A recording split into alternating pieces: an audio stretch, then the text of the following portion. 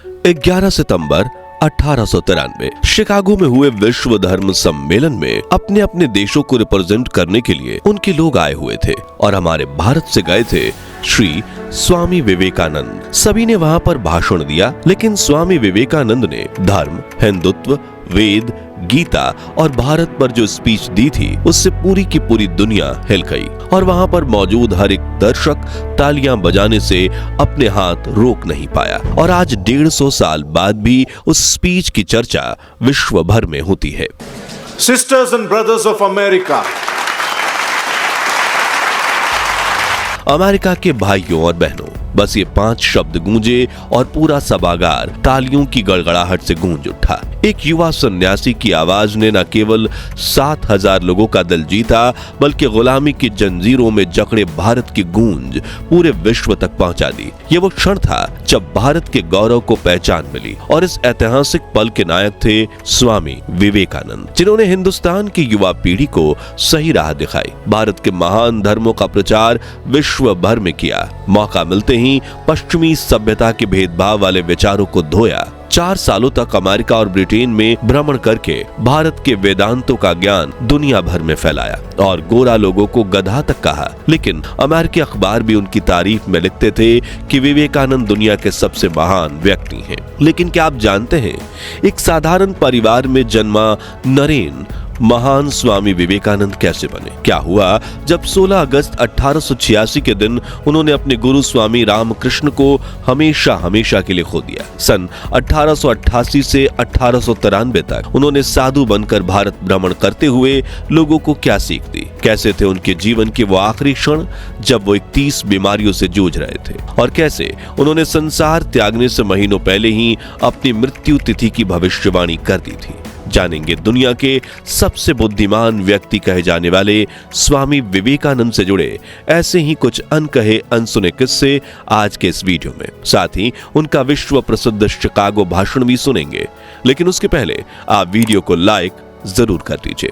12 जनवरी 1863 कलकत्ता के एक बंगाली परिवार में स्वामी विवेकानंद का जन्म होता है। बचपन में इनका नाम नरेंद्र नाथ दत्त रखा गया और परिवार वाले प्यार से इन्हें नरेन कहकर बुलाते थे। उनके पिता विश्वनाथ दत्त कलकत्ता हाई कोर्ट के जाने माने वकील थे, जबकि मां भुवनेश्वरी देवी एक धार्मिक महिला थी और उन्होंने भी अपने बेटे को काफी धार्मिक संस्कार दिए थे। नरेन ने बड़े होकर राजा राम मोहन राय के ब्रह्मो समाज और केशव चंद्र सेन के 9 विधान जैसे कई धार्मिक संगठनों को ज्वाइन किया। लेकिन उन्हें अपने उलझे मन के सभी आध्यात्मिक सवालों के जवाब उन्हें श्री रामकृष्ण परमहंस से मिलने के बाद ही प्राप्त हुए। इसी बीच 21 साल की उम्र में उन्होंने अपने पिता को हमेशा हमेशा के लिए खो दिया। वो बिल्कुल अकेले पड़ गए और पिता द्वारा किए गए कर्जों का बोझ उनके नाजुक कंधों पर आ गया। तभी नरेन को पहली बार अत्यंत गरीबी क्या होती है, इन मुश्किल परिस्थितियों में उनके गुरु स्वामी रामकृष्ण ने उन्हें पूजा करने की सलाह दी। और जब नरेन काली मां के सामने पहुंचे तो उन्होंने उनसे अपनी परेशानियों का हल मांगने के बजाय विवेक, ज्ञान और वैराग्य यानी दुनिया की मोह माया से परे होने की मांग की। और इसी दिन उन्होंने पूरी तरह आध्यात्मिक जागरूकता को पा लिया था और अब वो अपने गुरु के 12 नगर मठ में लगातार आने जाने लगे, जहां वो मठ के शिष्यों को प्लेटो, एरिस्टोटल, बुद्धा और हेगल जैसे महान लोगों के बारे में पढ़कर बताते थे। लेकिन नरेन की जिंदगी में एक और मुश्किल का मोड़ तब आया जब 16 अगस्त 1886 में उनके गुरु स्वामी रामकृष्ण ने इस दुनिया को छोड़ दिया और नरेन एक बार फिर अकेले पड़ गए। लेकिन इस बार उनके कंधों पर बाकी शिष्यों की जिम्मेदारी आ गई, इसलिए उन्होंने उन शिष्यों के साथ ही रहना शुरू किया। वो जहां रहते थे वहीं आगे चलकर रामकृष्ण मठ नाम से विश्व प्रख्यात जगह हुई। मगर फिर आगे चलकर 1888 में उन्होंने स्वामी रामकृष्ण परमहंस की धर्मपत्नी और अपनी गुरु मां श्री शारदा देवी से आशीर्वाद लेकर 12 नगर मठ छोड़कर भारत भ्रमण करने का फैसला किया और ये कसम खाई कि वो अपने देश के लिए, लोगों की भलाई के लिए अपना जीवन कुर्बान कर देंगे। हाथ में एक लकड़ी और पानी का कमंडल लेकर साधु के वेश में उन्होंने लाहौर से लेकर कन्याकुमारी तक पूरे अखंड भारत का भ्रमण शुरू किया। सबसे पहले वो वाराणसी गए, जिसे भारत की सबसे पवित्र जगह माना जाता है। यहीं पर गौतम बुद्ध और शंकराचार्य जैसे महान संतों को भगवान से ज्ञान की प्राप्ति हुई थी। यहाँ आकर नरेन को गंगा मैया का आशीर्वाद मिला। उन्होंने अपने शरीर के अंदर नई ऊर्जा महसूस की। उसके बाद वो पूरे देश का भ्रमण करने लगे। इसकी तरह अगले 5 सालों तक उन्होंने यात्राएं की और इस दौरान हजारों लोगों की मदद की। उन्हें जीवन का असली महत्व समझाया, धर्म का सही महत्व समझाया। जिसके बाद सन 1893 में एक दिन उन्हें शिकागो में होने वाले विश्व धर्म सम्मेलन में शामिल होने का अवसर मिला और उन्होंने वहां जाकर भारत को, हिंदुत्व को और अपने गुरु श्री रामकृष्ण परमहंस की विचारधारा को लोगों तक पहुंचाने का निर्णय लिया और इसी सम्मेलन में उन्हें विश्व प्रसिद्धि मिली। लेकिन इस स्पीच को सुनने से पहले हम स्वामी विवेकानंद जी के जीवन के अगले पड़ाव के बारे में जान लें। स्वामी विवेकानंद से जुड़ा एक दिलचस्प किस्सा यह है कि विवेकानंद नाम मिलने से पहले वो खुद को सच्चिदानंद कहकर पुकारा करते थे। लेकिन शिकागो जाने के सफर के दौरान ही खेतरी के महाराज अजित सिंह ने उन्हें स्वामी विवेकानंद नाम दिया, जिसका संस्कृत में अर्थ होता है विवेक यानी ज्ञान और आनंद यानी कि सुख। शिकागो में भाषण देने के बाद वो रुके नहीं, बल्कि उन्होंने हिंदुत्व, वेदांत और भारत का ज्ञान अगले 4 सालों तक अमेरिका और ब्रिटेन में भी फैलाया। इसी दौरान उन्होंने वेदांत सोसाइटी ऑफ न्यूयॉर्क की भी स्थापना की, जिसके बाद 1897 में जब वो भारत पहुंचे तो उन्हें देशवासियों की तरफ से बहुत प्यार और सम्मान मिला। भारत आते ही उन्होंने एक बार फिर भ्रमण शुरू किया और देश के अलग अलग हिस्सों में भाषण देते हुए वो कलकत्ता पहुंचे, जहां उन्होंने बेलूर मठ के पास रामकृष्ण मिशन की शुरुआत की, जिसका उद्देश्य स्वामी रामकृष्ण के धार्मिक एकता, सहिष्णुता और मानवता की सेवा के संदेश को फैलाना था। उन्होंने युवाओं को अच्छे कर्म करने के लिए प्रेरित किया, साथ ही इंटरकास्ट मैरिज को भी बढ़ावा दिया और धार्मिक ज्ञान का प्रचार किया। लेकिन इसी बीच आई एक बहुत बुरी खबर। दरअसल 39 साल की उम्र में स्वामी विवेकानंद को पता चला कि उन्हें अस्थमा की बीमारी है और उनकी सेहत खराब हो रही थी। इसी बीच उन्हें एहसास हुआ कि वो 40 साल की उम्र तक भी नहीं जी पाएंगे।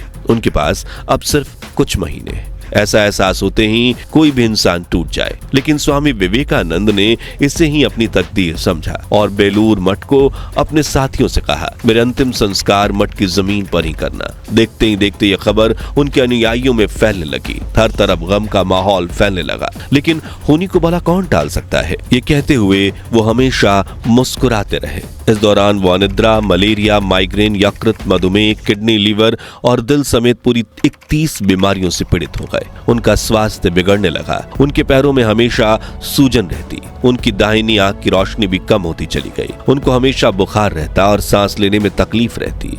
उनके सीने के बाएं हिस्से में भी दर्द रहता और उनको भी अपने पिता की तरह मधुमेह की बीमारी हो गई। इस दौरान उन्हें मशहूर कविराज वैद्य सहानंद सेन गुप्ता को दिखाया गया। उन्होंने विवेकानंद के पीने के पानी और नमक खाने पर रोक लगा दी।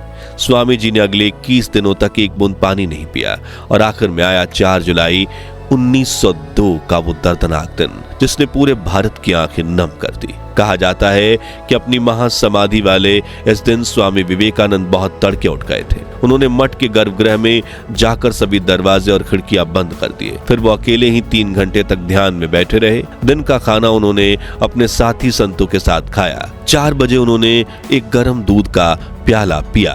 फिर वो बाबूराम महाराज के साथ टहलने चले गए।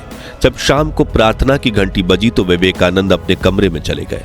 वहां वो गंगा के सामने बैठकर ध्यान करते रहे। शाम करीब 8 बजे उन्होंने एक सन्यासी को बुलाकर अपने सिर पर पंखा करने के लिए कहा। उस समय विवेकानंद बिस्तर पर लेटे हुए थे। करीब 1 घंटे बाद उनका माथा पसीने से भीग गया। उनके हाथ थोड़े से कांपे और उन्होंने एक लंबी सांस ली। यह संकेत था कि सब कुछ समाप्त हो गया है। उस समय रात के 9:10 हुए थे। वहां मौजूद स्वामी प्रेमानंद और स्वामी निश्चयानंद ने जोर जोर से उनका नाम पुकारकर उन्हें उठाने की कोशिश की, लेकिन स्वामी जी की तरफ से कोई जवाब नहीं आया।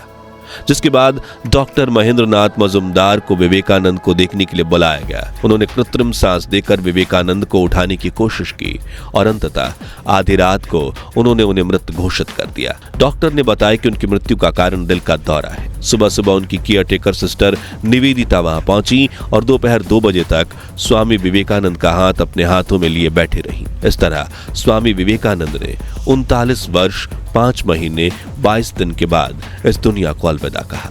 उनकी वो भविष्यवाणी सच निकली जिसमें उन्होंने कहा कि मैं अपना 40वां जन्मदिन नहीं देख पाऊंगा। चलिए अब सुनते हैं स्वामी विवेकानंद की वो शिकागो स्पीच जो उन्होंने 11 सितंबर 1893 के दिन आयोजित विश्व धर्म सम्मेलन में दी थी, जिसने न सिर्फ वहां मौजूद 7000 लोगों को खड़े होकर 2 मिनट तक तालियां बजाने पर मजबूर कर दिया, बल्कि आज से 150 साल बाद भी उस स्पीच की चर्चा विश्व भर में होती है। Sisters and brothers of America. America के भाइयों बहनों, आपके स्नेहपूर्ण और जोरदार स्वागत से मेरा हृदय अपार हर्ष से भर गया है। मैं दुनिया की सबसे प्राचीन संत परंपरा और सभी धर्मों की जननी तरफ से आपको धन्यवाद देता हूं। मैं सभी जाति संप्रदाय के लाखों करोड़ों हिंदुओं की तरफ से आपका आभार व्यक्त करता हूं। मेरा धन्यवाद कुछ उन वक्ताओं को भी जिन्होंने इस मंच से कहा कि दुनिया में सहनशीलता का विचार पूरब के देशों से फैला है। मुझे गर्व है कि मैं एक ऐसे धर्म से हूं जिसने दुनिया को सहनशीलता और सार्वभौमिक स्वीकृति का पाठ पढ़ाया है। हम सिर्फ सार्वभौमिक सहनशीलता में ही विश्वास नहीं रखते, बल्कि हम विश्व के सभी धर्मों को सत्य के रूप में स्वीकार करते हैं। मुझे गर्व है मैं एक ऐसे देश से हूं जिसने इस धरती के सभी देशों और धर्म के परेशान और सताए गए लोगों को शरण दी। मुझे यह बताते हुए गर्व हो रहा है कि हमने अपने हृदय में उन इजराइलियों की पवित्र स्मृतियां सजो कर रखी हैं जिनके धर्म स्थलों को रोमन हमलावरों ने तोड़कर खंडहर बनवा दिया था। तब उन्होंने दक्षिण भारत में शरण ली थी। मुझे इस बात का गर्व है कि मैं एक ऐसे धर्म से हूं जिसने महान पारसी धर्म के लोगों को शरण दी और अभी भी उन्हें पाल पोस रहे हैं। मैं इस मौके पर वह श्लोक सुनाना चाहता हूं जो मैंने बचपन में याद किया था और जिसे रोज करोड़ों लोग दोहराते हैं। जिस तरह अलग अलग जगहों की निकली नदियां अलग अलग रास्तों से होकर समुद्र में मिल जाती हैं, ठीक उसी तरह मनुष्य अपनी इच्छा से अलग अलग रास्ते चुनता है। ये रास्ते देखने में भले ही अलग अलग लगते हैं, लेकिन ये सब ईश्वर तक ही जाते हैं।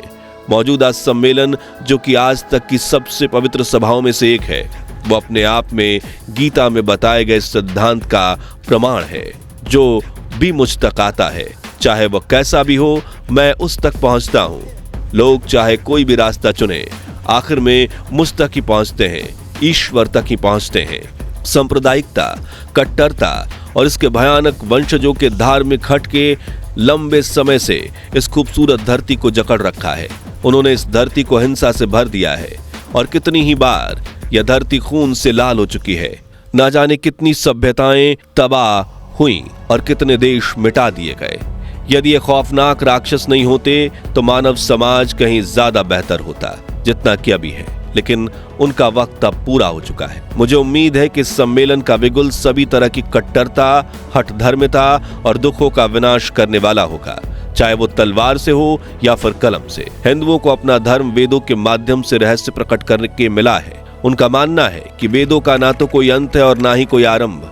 आप सभी को अजीब लग सकता है कि कोई भी किताब बिना शुरुआत या अंत के कैसे हो सकती है, लेकिन वेदों का मतलब किताब से नहीं, वेदों का मतलब अलग अलग समय में अलग अलग व्यक्तियों द्वारा खोजे गए आध्यात्मिक नियमों का संचित खजाना। जैसे ग्रेविटेशनल रूल हमें पता लगने से पहले भी काम करता था, अगर मनुष्य जाति उसे भूल भी जाए तो भी वह अपना काम करता ही रहेगा।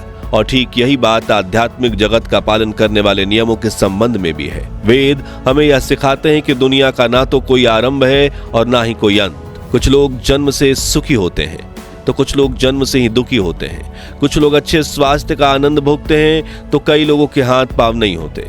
कई लोगों को सुंदर शरीर, सुंदर चेहरा, उत्साहपूर्ण मन और सभी आवश्यक सामग्रियां मिल जाती हैं, तो कुछ लोगों की पूरी जिंदगी दुख में कट जाती है। तो ऐसा क्यों है कि एक ईश्वर ने अलग अलग तरह के लोग उत्पन्न किया, एक को सुखी बनाया तो दूसरे को दुखी बनाया? ऐसा क्यों किया? भगवान ने ऐसा पक्षपात क्यों किया? देखिए, सभी धर्म में यह बताया जाता है कि ईश्वर भेदभाव नहीं करते, इसलिए जन्म से पहले ही कुछ ऐसे कारण रहे होंगे जिसके फलस्वरूप इंसान सुखी या दुखी होता है, और वे कारण उसके पिछले जन्म के कर्म। और वेद में हमें प्रेम के संबंध में भी इसी प्रकार की शिक्षा देते हैं। प्रेम के संबंध में भगवान श्री कृष्ण का उपदेश है कि मनुष्य को इस संसार में कमल के पत्ते की तरह रहना चाहिए।